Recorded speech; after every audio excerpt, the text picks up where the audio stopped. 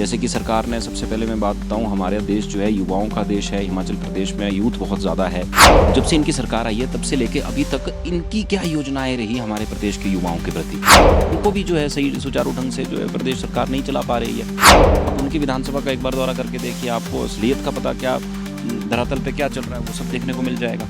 हमारे साथ करसोग के विधायक दीप राज हैं। सर, आपका स्वागत है समाचार फर्स्ट में। बजट सत्र समाप्त होने को है, किस तरह से देख रहे हैं जो बजट पेश किया गया? आपने भी कई चर्चाओं में भाग लिया है। जी, सबसे पहले तो आप सभी के दर्शकों को मेरा नमस्कार।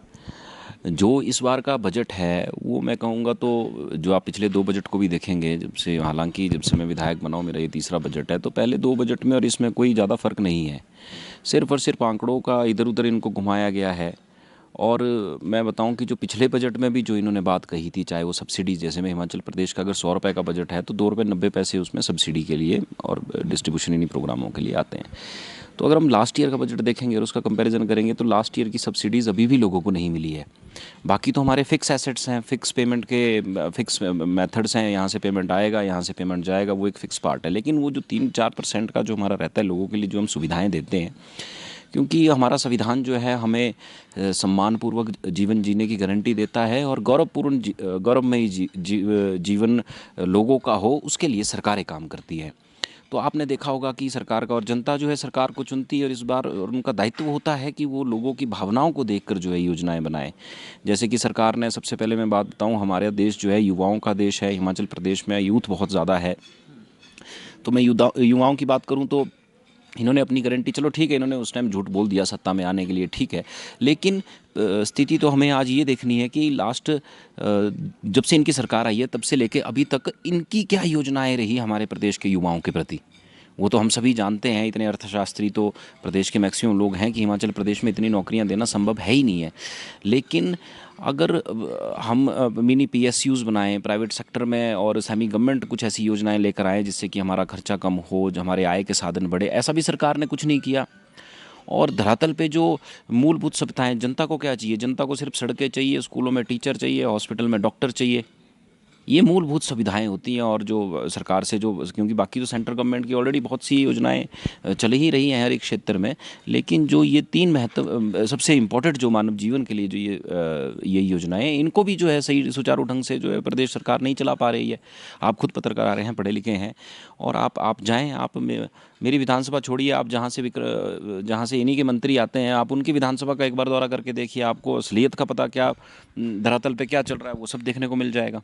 आपके क्षेत्र की क्या स्थिति है? काम हो रहे हैं कि नहीं हो रहे हैं? मैं तो बताऊं कि मेरे विधानसभा क्षेत्र में पिछले 2 वर्षों में, जब से ये बरसात हुई है, बरसात के बाद आज भी जो है 58, मेरे वहाँ पे टोटल 63, मैं ऐसे समझाऊं आपको, 63 बसों के रूट सैंक्शन है। मतलब पूरे विधानसभा क्षेत्र से 63 बसें के रूट, उनमें से 57-58 रूट्स की बसें तो ऐसी हैं जिसमें रोज़ दिक्कत आती है।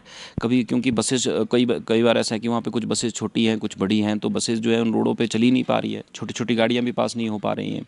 कई एरिया, मेरे विधानसभा क्षेत्र में कई पंचायतें ऐसी हैं कि जिनकी सड़कें आज भी ठीक नहीं हो पाई हैं। माताओं बहनों को जिनके ये हक की बात करते हैं कि इसके लिए इन्होंने तरह तरह से, कभी 1500 का नारा लेते हैं, कभी इनको दूध के रूप में गुमराह करते हैं, और कभी कहते हैं कि भाई टूरिज़्म बनाएंगे, कभी कहते हैं हरित क्रांति लाएंगे।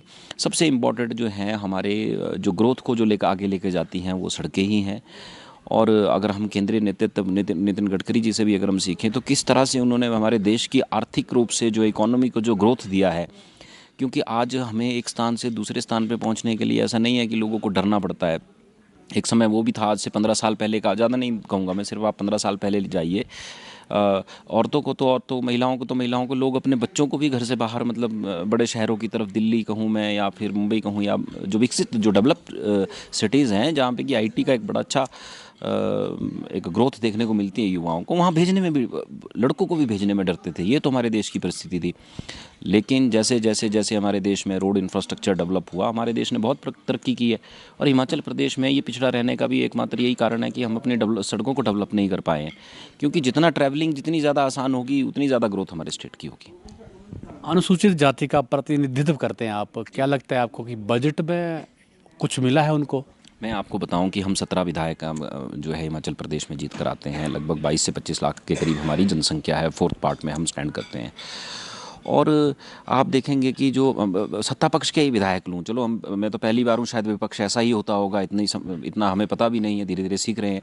लेकिन सत्ता पक्ष के भी जहाँ से विधायक रिजर्व कॉन्स्टिट्यूंसी से जीत कर आते हैं, वहाँ पे भी ये बड़ी बड़ी दुविधा है इससे। और इसी की वजह से क्या होता है कि हमारे अनुसूचित जाति के लोगों को जो है, जो हमारे प्रतिनिधित्व है, वो उतना स्ट्रांगली इतना आगे उभर कर नहीं आ पाता है। क्योंकि उस हमारे मैं भी वहीं से एक रिजर्व कॉन्स्टिट्यूंसी का लीडर हूं, तो इसकी वजह से ये भी कहा जाता है कि भाई रिजर्व से लीडर है, इस वजह से इस कॉन्स्टिट्यूंसी का डेवलपमेंट नहीं हो पाई है। मैं तथ्य आपको बता रहा हूँ। लेकिन आप देखेंगे कि पिछले 2 साल में कोई ऐसा बजट, डे बोर्डिंग स्कूल की इन्होंने बात कही, पहले कहे 4 खोलेंगे, पहले कहा 5 खोलेंगे, फिर पहले साल तो कहा इन्होंने 20 खोलेंगे, एक नहीं खुला। दूसरी साल कहे 5 कहे, उसमें से 4 की इन्होंने अंतिम बजट में बात की। इस बार इन्होंने बात की, अभी तक इन्होंने धरातल पे कुछ भी नहीं उतारा है। और ये सीधा सीधा अनुसूचित जाति के विरोधी बजट है। हमारे लिए कोई स्कीम नहीं लाई। एक बेतुका सा बयान मैं कहूँ, मैं तो इसे बेतुका सी बात कहूँगा कि भैया आप 2 लाख रुपए का प्रावधान किया गया कि अगर कोई शादी करता है तो वो, तो ये हास्य वाली जो योजनाएं हैं, इसे मैं हास्य योजनाएं कहूँगा कि वो किस तरह से आप जो है सम्मानता लेकर आएंगे। आप देखेंगे कि हिमाचल प्रदेश में आप अनुसूचित जाति के जितने भी गाँव में अगर आप जाते हैं, तो सबसे ज़्यादा लैंड किसके पास कम है? वो अनुसूचित जाति के लोगों के पास ज़मीन कम है। और पहले ही हमारे लोगों के पास जो है, कोई भी ऐसा, मैं तो कहूँगा हिमाचल प्रदेश में अनुसूचित जाति से जितने भी लोग आते हैं, उनमें से अगर हमारी संख्या 100% है, तो 5% ही लोग होंगे जिनके पास मात्र 2 बीघा ज़मीन होगी। इसके अलावा जितने भी लोग हैं, अधिकतर जो हैं, वो सभी लोग जो है इससे ज़मीन से भी कम में आते हैं। फिर जिसके पास मात्र अपनी खेती, कई तो ऐसे हैं उनके पास बिश्वे के हिसाब से ज़मीनें हैं। जिसके पास प्राकृतिक खेती करने के लिए ज़मीन ही नहीं है, जो आज भी लेबर का काम कर रहा है, वो कैसे जो है वो बेनिफिट उठाएगा सरकारी सब्सिडियों का? और कैसे वो अपने आप को सम्मानता के रूप में अपने समाज में, हमारे समाज में देखेगा? और इसी का कारण मैं आपको बताऊं, चाहे आप ऊपरले हिमाचल में आपको ये देखने को मिलेगा, जो मैं कहूँ कि पहाड़ी क्षेत्र वाला, चाहे करसोग, चाहे मैं रामपुर की बात करूँ, चाहे रोहडू की बात करूँ, चाहे जुब्बल कोटखाई, चाहे ये रामपुर की तरफ, अन्नी की तरफ मैं बात करूं, इसी की वजह से जब हमारे लोगों को सुविधाएं नहीं मिल पा रही हैं, फैसिलिटीज़ हमारे लोगों तक पहुंच ही नहीं पा रही हैं, और वर्तमान और कांग्रेस की तो यही प्रणाली रही है, इसीलिए हिमाचल प्रदेश में धर्मांतरण के इतने अगर आप आंकड़ा देखेंगे, अगर चेक करेंगे, तो एक भारी संख्या में, बहुत ही ज़्यादा संख्या में लोगों के धर्मांतरण के। अच्छा, आपका कहने का मतलब है कि ये जो आर्थिक स्थिति है अच्छी नहीं है अनुसूचित जाति के लोगों की, यही वजह कि वो धर्मांतरण की तरफ बढ़ रहे हैं। ऑब्वियस सी बात है, उन्हें जो है इतनी, जब किसी की आर्थिक स्थिति नहीं ठीक होती है, तो वो शिक्षा के क्षेत्र में भी आगे नहीं जा पाते हैं। और शिक्षा ऐसा नहीं है कि सिर्फ और सिर्फ नौकरी के लिए शिक्षा उचित है, वो हमारे मानसिक विकास के लिए ज़रूरी होती है। और जब हमारी को जो स्कीमें चल रही थी, जो मैं कहूँ कि हिमकेयर कार्ड की जो योजना चल रही थी, बिल्कुल गरीब आदमी जो है वो उससे स्वास्थ्य का लाभ लेता था, जो आदरणीय जयराम ठाकुर जी ने चलाई थी। और मैंने एक बार देखा कि जयराम जी बात कर रहे थे कि जब वो जवान थे तो उनकी माता जी बीमार हुई, तो उन्हें मंडी लाया गया, तो उन्होंने बताया कि उनकी माता जी को रसोली की बीमारी हो गई थी। तो किस तरह से उन्होंने अपने रिश्तेदारों से पैसे इकट्ठे किए, फिर जाके वो मंडी गए, उनका इलाज कर पाए। लेकिन धीरे करके वो समाज जो आगे की तरफ बढ़ रहा है। लेकिन आज भी जो है हमारे अनुसूचित जाति के लोग बहुत ही न्यूनतम गरीबी रेखा से भी न्यूनतम गरीबी रेखा में आते हैं, वो लोग इन सभी सुविधाओं का लाभ लेते थे। अब जब उनके लिए कोई सुविधा ही नहीं रही है, उन्हें भी लगता होगा कि, मैं ये धारणा बता रहा हूँ कि ऑब्वियस सी बात है, ये लगता होगा कि जब हमारे लिए कुछ हो ही नहीं रहा है, तो इस वजह से ये मामले बहुत ज़्यादा ही, आप अगर चेक करेंगे, अगर एक आर्थिक सर्वे, अगर इस तरह का एक सर्वे हिमाचल प्रदेश में आए, तो आप देखेंगे कि आंकड़े जो हैं पिछले 3-4 साल से बहुत ही ज़्यादा तेज़ी से बढ़ रहे हैं।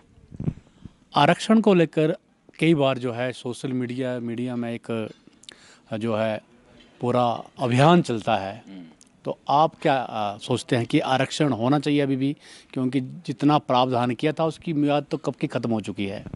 देखिए, जब ये पहली बात तो ये था कि हमको सबसे पहले ये देखने की ज़रूरत पड़ती है कि संविधान बनाया किसने। मैंने एक छोटी सी किताब का मैं एक किस्सा आपको बताना चाहूँगा कि क्या हुआ था कि जब अंबेडकर साहब छोटे थे, तो 5वीं क्लास के बाद जो उनकी माता श्री फूले देवी जी बड़ा उन्हें पसंद करती थी, कि वो चाहती थी कि वो शिक्षा के क्षेत्र में आगे जाएँ। वो उस समय की ऐसी परिस्थिति थी, वो समाज वैसा था कि भाई समाज में छुआछूत का ही व्यवहार था, शिक्षा जो है सभी को अलाउड नहीं होती थी। तो एक कक्षा के बाहर बैठ के उन्होंने अपनी शिक्षा पूरी की। और जब 6ठी क्लास के लिए जब वो नासिक में रहते थे, तो वहाँ पे इतना अलाउड नहीं होता था, स्कूल भी नज़दीक नहीं होते थे, तो उन्होंने अपना शहर बदलने का सोचा। तो जब अपने गुरु से मिलने गए, तो उनके गुरुजी बड़ा प्रेम करते थे उनसे, तो उन्होंने उनसे पूछा कि भाई बेटा, आप आगे क्यों इतनी वो कर रहे हो, कि आगे चल के क्या होगा ऐसा, आप पढ़ाई करके क्या कर लोगे? तो उन्होंने बताया कि जब बड़ा पढ़ लिख कर भाई मैं ऐसा कानून बनाऊंगा जिससे कि हम सबको जो है वो शिक्षा का अधिकार मिले और समाज में एक समानता आए, और उसी की बदौलत मैं भी आज यहाँ बैठा हूँ। लेकिन आप अब हम सबको ये सही मानने में ये भी सोचने की आवश्यकता है कि क्या आज भी समानता आई है? क्या आज भी वर्तमान समाज में वो परिस्थिति बन पाई है कि जब हम इस चीज़ को जो है जो आरक्षण की बात कही इसको समाप्त कर सकें? ये हम सबको सही मानने में दिल पे हाथ रख के सोचने की आवश्यकता है। आप भी इस बात से हमारे समाज की परिस्थितियों से भली भांति परिचित है। तो जो जो कदम इसको ख़त्म करने के लिए इस तरह से ख़त्म होगा जो कि जब जो समाज शिक्षित होगा, जब उनकी सोचने समझने की क्षमता बिल्कुल सही होगी, हमको अभी भी उनके लिए बहुत सारी, आप अगर धरातल पे जाएं तो जैसे मैंने बताया हिमाचल प्रदेश में आरक्षित समाज के 95% पीपल तो ऐसे हैं जिनके पास की 1 बीघा ज़मीन, आप छोड़िए आधा बीघा ज़मीन भी नहीं होगी। तो जब ज़मीन ही नहीं है, खेती नहीं कर पाएंगे, पढ़ा नहीं पाएंगे, कुलिये का ही काम करेंगे, तो वो व्यवस्था एक संतुलित एक समाज जो है वो जब आर्थिक रूप से समृद्ध होंगे तो उस समय इसका ख़त्म किया जाए। लेकिन उसको होने के लिए मुझे लगता है कि जिस तरह की कांग्रेस की इतने लंबे सालों का जो प्रक्रिया रही है हमारे देश में, क्योंकि संविधान ने जो हमें मौलिक अधिकार दिए थे, उन अधिकारों को अगर जिस दिन परिपूर्णता होगी तो हम खुद इसका समर्थन करेंगे कि हटा दे। लेकिन मुझे अभी लगता नहीं कि ऐसे हमारे समाज में अभी इस तरह की बराबरी आई है। अंत में आपके क्षेत्र में सबसे बड़ी चुनौती क्या है? मैं बताऊं कि मैं तो हमेशा ये कहता रहता हूं कि मानव जीवन में जो सबसे ज़्यादा विकास है, उस विकास में अगर सबसे ज़्यादा अहमियत कोई रखता है तो वो है हमारी सड़कें। क्योंकि अगर मेरी विधानसभा मात्र शिमला से 1 किलोमीटर 1 घंटे के बाद जो है करसोग विधानसभा शुरू हो जाती है। हालांकि शिमला से आगे आप देखोगे कोई डेस्टिनेशन जैसे नियर बाय में कुफरी आता है, वहाँ स्नो बहुत होती है, शोभरा आता है, नालदेर आता है, लेकिन तत्तापानी ऐसी जगह है जो प्राकृतिक रूप से वहाँ पे गर्म पानी के चश्मे हैं। उसके अलावा करसोग की तरफ अगर हम देखेंगे तो वहाँ पे टेम्पल टूरिज़्म का बहुत ज़्यादा स्कोप है, और एक अच्छा पूरी साल का वेदर वहाँ पे बहुत अच्छा है कि स्टडी के इंस्टीट्यूट्स, अगर एजुकेशन इंस्टीट्यूट वहाँ पे बनाए जाएँ, क्योंकि शिमला से नियर बाय भी है, तो वो इन चीज़ का बड़ा महत्व है। लेकिन आज तक की दुविधा ये रही है कि हमारे विधानसभा क्षेत्र को निगलेक्ट किया गया, पिछड़ा हुआ रखा। मैं तो उसे पिछड़ा हुआ ही कहूँगा कि ट्राइबल वाले, किन्नौर वाले, लाहौल स्पीति और पांगी तो हमसे आगे हैं। मैं आपसे कहूँ, हम करसोग, आप कभी खुद मेरे साथ चलें और देखें कि मेरे आज भी बच्चे 1ली से 5वीं क्लास के बच्चे जो हैं वो झूला क्रॉस करके स्कूल जाते हैं। तो ऐसा तो मुझे लगता है ट्राइबल क्षेत्र में भी नहीं होता होगा। माताएं बहनें 6-6 किलोमीटर का आज भी जो है सोसाइटी का राशन अपनी पीठ पे उठा के घर पहुंचाती हैं, सिलेंडर घर पे पहुंचाती है। कहाँ तो हम जो है सरकारें बनती हैं। डेमोक्रेसी का एक छोटा सा मैं आपको उदाहरण दूं, अगर लंबा ना हो गया हो तो। हमारे डेमोक्रेसी में क्या है कि डेमोक्रेसी की असली परिभाषा मैं आपको बताऊं कि डेमोक्रेसी में सबसे बड़ा मालिक जो होता है वो जनता होती है।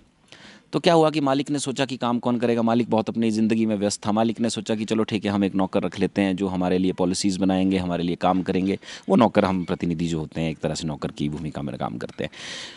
फिर जब नौकरों को चुना गया तो उन्हें लगा कि चलो ठीक है भाई, अब इनके लिए कुछ पॉलिसीज़ बनाई जानी चाहिए, कुछ डेवलपमेंट के काम होने चाहिए। उन्होंने हम सबको लगाया। फिर जो जनता को लगा होगा कि यार इनके पास अधिकारी भी होने चाहिए, तो जनता ने क्या कर दिया कि टैक्स देना भी शुरू कर दिया, चाहे वो टैक्स के रूप में, कर के रूप में, ताकि जो है पूरे सिस्टम को जो है वो अच्छे से चला पाए। तो बेसिकली जितने भी अधिकारी हैं, नेता हैं, उनकी ये जिम्मेदारी है कि वो लोगों की भावनाओं को देख कर काम करें, उनके हित में काम करें। अभी तो मुझे लगता है कि जो, और जितने अच्छे से हम काम करेंगे उतना ही हम जो नौकर, मैंने कहा नौकर शब्द कहा, वो हम हमारे लिए ठीक है। क्योंकि अगर मालिक के हित में अगर हम काम नहीं करेंगे तो अगर मालिक जाग गया तो वो सभी के लिए बहुत बड़ी दिक्कत हो जाएगी। बिल्कुल, तो ये उदाहरण है एक नौकर और मालिक का। लेकिन इन्होंने कहा कि जो सड़कें हैं इनके क्षेत्र में महत्वपूर्ण भूमिका अदा कर सकती है, लेकिन उनकी दशा उतनी अच्छी है नहीं। और डॉक्टर परमार ने कहा था कि हिमाचल प्रदेश में सड़कें जो है भाग्य रेखाएं हैं, जब तक ये सड़कें आगे नहीं बढ़ेंगी तो प्रदेश का विकास जो है आगे नहीं बढ़ेगा। सर, आपने हमारे से बातचीत की, आपका बहुत बहुत धन्यवाद।